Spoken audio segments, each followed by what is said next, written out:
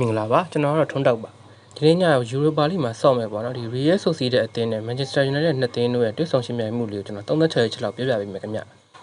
ဒီ Sociedad အသင်းကတော့ပေါ့ဒီစပိန်မှာဆိုရင်တော့ပေါ့နော်လာလီဂါမှာတို့ကအဆင့်9တော့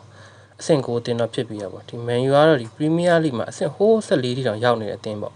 ဒီနှစ်သင်းရဲ့ရှင်ပြိုင်မှုအားဒီနေ့ညကြည့်ရအောင်ဖြစ်တယ်ခင်ဗျ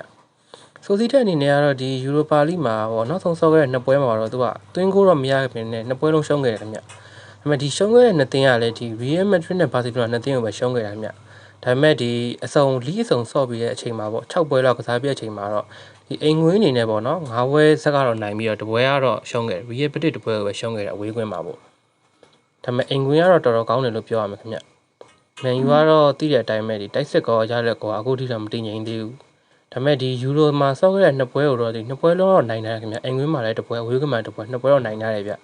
ဒါပေမဲ့လီးဆောင်ကစားပြီးတဲ့အချိန်မှာတော့ဒီ6ပွဲကစားရတဲ့အချိန်မှာဒီ2ပွဲနိုင်2ပွဲရှုံး2ပွဲတည်နေအကုန်လုံးကမျှနေရပေါ့နော်ဒီသူ့ခြေစွမ်းကတော့ပြောလို့မရဘူးကောင်းတဲ့အချိန်ကောင်းပြီးတော့ဒီကြာနေတဲ့အချိန်ကျရင်တစ်ခါကြီးကြာတယ်ခင်ဗျဒီကြေးရကြည့်မယ်ဆိုရင်လည်းဒီဆိုဒီဆက်ဘက်ကိုမှဒီတရေ -65 ကြေးပေးထားပြီးတော့ပေါ့နော်ဂိုးပေါင်းရတော့2 -40 ကြေးပေးထားတယ်ဗျတရေဖြစ်မယ်ဆိုရင်တော့မန်ယူကကြေးအောင်ပဲခင်ဗျဒါပေမဲ့လည်းတရေဖြစ်ဖို့ကကြတော့ဒီတစ်ဖက်အတင်းကရက်ကြည့်နေမှာတော့မဟုတ်ဘူးခင်ဗျအိမ်ငွေးလုံးတော့မှ9ပွဲစလောက်နိုင်ထားတဲ့အတင်းဆိုတော့လေကျွန်တော်အနေနဲ့ပြောရမယ်ဆိုရင်တော့ဒီ2 -40ပေါ့နော်ဂိုးပေါင်းပေါ့ဒီဂိုးပေါင်းကတော့ဒီသူတို့အတင်းတွေးခဲ့တဲ့အချိန်မှာတော့ပုံမှန်ဆိုရင်တော့ဂိုးပေါက်ကများတယ်ခင်ဗျဒီတစ်ချိန်မှာတော့ဂိုးပေါ်ဖြစ်ဖို့ဖြစ်ကောင်းဖြစ်နိုင်တယ်ဆိုရင်လည်းဒီကျွန်တော်ကတော့ဒီဆိုဒီဆက်